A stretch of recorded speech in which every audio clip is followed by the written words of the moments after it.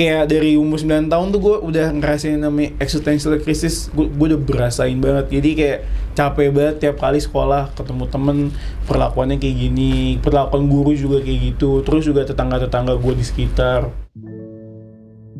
Halo, perkenalkan, nama gue Isaac, umur gue 22 tahun. Kesibukan gue sekarang bikin musik, gue modeling juga, gue ngiklan, dan ya seputar ini sih, kreatif.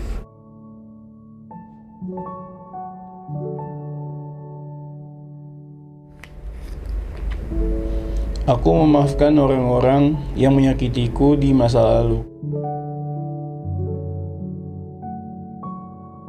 Dari gue kecil tuh gue sering banget menerima kata-kata yang gak enak, yang sampai detik ini gue tuh masih bisa inget. Jadi gue pernah digini sama temen gue, kok lu hitam, bapak lu hitam, ibu lu putih, kok lu bisa kayak gitu sih? Kayak gue masih inget aja gitu kalimat itu. Kebetulan gue kan lebih dekat ke ibu kan daripada ke ayah. Terus gue mikir kayak sebenarnya gue anak ibu gue bukan sih? Soalnya gue sama ibu gue physically gak sama. Kayak bener-bener beda kan, kulit beda, terus hidung beda. Terus kayak gue mikir, gue anaknya bukan sih. Karena dulu gue sering banget dapat perlakuan beda karena kulit dan ras gue. Jadi kayak gue punya ketakutan gitu buat kerja. Dan kayak gue takut banget kalau suatu saat gue kerja, terus gue harus ngedeal perlakuan seperti itu karena kulit dan ras gue. Jadi kayaknya gue gak bisa deh kerja di bawah orang karena gue takut. Nah makanya sampai detik ini gue masih di kreatif sih. Gue tuh gak bisa, kayak gue bukan gak bisa sih, gue gak inget sih kalau seumur hidup gue pernah maafin orang gitu. Cuman gue lebih seneng assess feelings gue sendiri. Gue proses semuanya dari fisik, emosional dan mental. Gue lebih seneng assess sendiri. Setelah gue udah assess, oh yaudah gue harus accept, gue harus maju. Gue nggak bisa dwell in the past terus-terusan. Yaudah gue maju. Turning point-nya sih paling gitu ya. Dan gue tipikal orang yang kalau ada sesuatu yang mengganggu secara mental atau emosional, pasti gue bakal take time. Pasti secepat mungkin gue bakal sendiri di kamar, gue assess, kayak mungkin gue meditasi, dengerin lagu. Gue biasanya bengong sih, jujur bengong, kayak atau nggak minum kopi atau minum teh. Paling gitu sih kalau gue. Aku menerima kekurangan dan kelebihanku.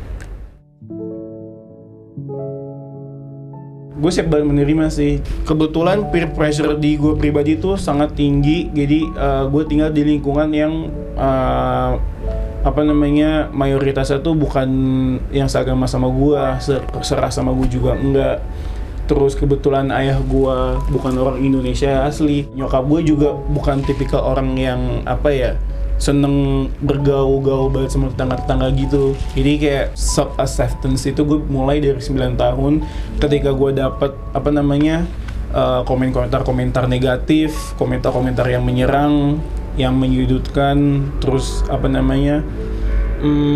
mengasingkan gue lah. Jadi kayak gue berasa asing banget. Jadi di situ tuh gue sempet kayak deal sama things yang kayak, kenapa sih gue harus jadi orang hitam? Kenapa sih gue harus jadi orang Indonesia? Gue nggak berasa orang hitam dan gue nggak berasa orang Indonesia sama sekali. Jadi kayak dari umur 9 tahun tuh gue udah ngerasain namanya existential crisis. Gue udah berasain banget. Jadi kayak capek banget tiap kali sekolah ketemu temen perlakuannya kayak gini, perlakuan guru juga kayak gitu, terus juga tetangga-tetangga gue di sekitar. Gue pokoknya mulai bisa sadar gue butuh self acceptance itu ketika gue lulus SMA. Jadi waktu SMA tuh gue sangat menanti lulus SMA. Gue pokoknya bakal mulai hidup ketika gue kuliah, dan itu yang gue lakuin. Jadi ketika gue lulus SMA, gue coba kayak kerja, gue foto-foto, gue iklan, terus gue masuk kuliah, gue mulai kayak lebih dandan. Jadi kayak gue overall, gue bukan merubah sih, lebih tepatnya gue merimodel diri gue sesuai dengan gue dan yang gue suka, bukan orang input ke gue. Di situ gue damai banget sih. Jadi kayak ketika gue mencapai poin gue mau menerima diri gue, masa lalu gue, sekitaran gue, hidup tuh enak banget, bener-bener enak banget. Jadi kayak ketika gue kemanapun, gue tahu harus menempatkan diri gue di mana. Terus juga gue nggak pusing soal perdramaan sosial, karena gue benci banget masalah. Kayak gue percaya sih kayak kalau lu baik sama orang, lu nggak akan dijahatin sama orang. Dan kalaupun ada orang jahat sama lu, ya udah, that's on them, not you. Ini bantal belakang boleh gue pindahin nggak sih? Panas banget deh. Bekasinya kelihatan banget. Terima kasih sudah mencoba untuk mencintai diriku sendiri.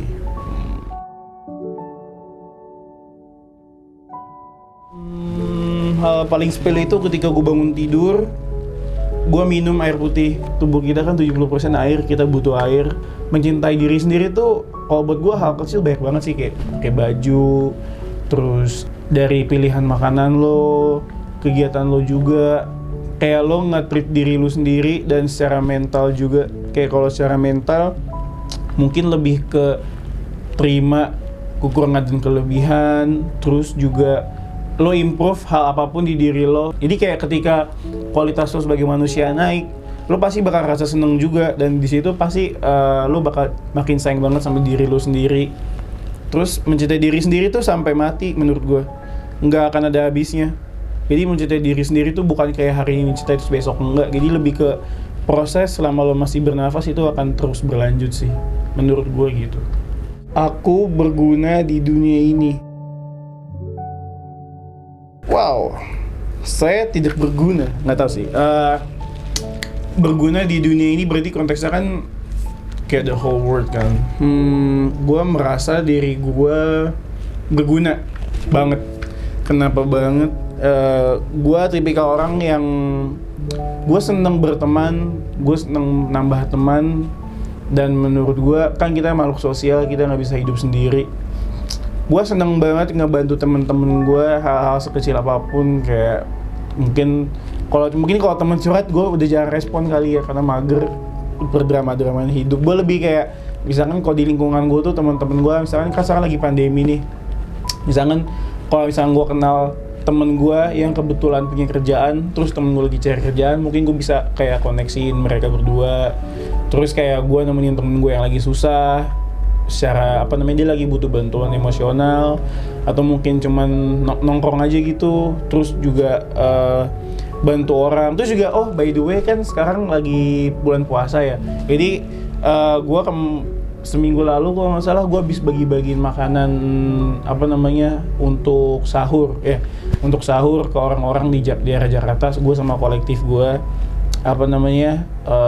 jadi kayak buat gue pribadi berguna untuk di dunia ini tuh lo nggak perlu ngelakuin hal yang besar banget, kayak gue harus donasiin 1 juta atau 1 miliar untuk sesuatu untuk Indonesia gitu. Nggak perlu kok, menurut gue lo bisa lakuin dari hal kecil, dari hal sekitar lo, karena kita kan makhluk sosial, kita kan pasti pengen saling membantu sesama kan. Menurut gue dari hal sekecil itu sih bisa berguna. Dan berguna itu tuh bukan berarti kayak karena gue sering banget ngeliat di Twitter kan orang senang banget tuh berdebat soal suatu topik apapun itu, tapi mereka cuman ngomong pengetahuan doang, tapi mereka nggak ngelakuin apa-apa. Nah itu menurut gue yang kayak lo cuman banyak ngomong tapi lo nggak ngelakuin apa-apa. Jadi kayak sebenarnya lo munafik banget. Jadi kayak daripada cuman kecot di dunia sosial media, cobalah lo gerak sendiri, ngelakuin sesuatu yang ada dampaknya, ketimbang cuma ngomong doang. Karena ngomong semua orang bisa, gitu sih. Aku bebas mau jadi apa aja. Boy. Ini BTW, gue lempar ya. Beren bulu gue.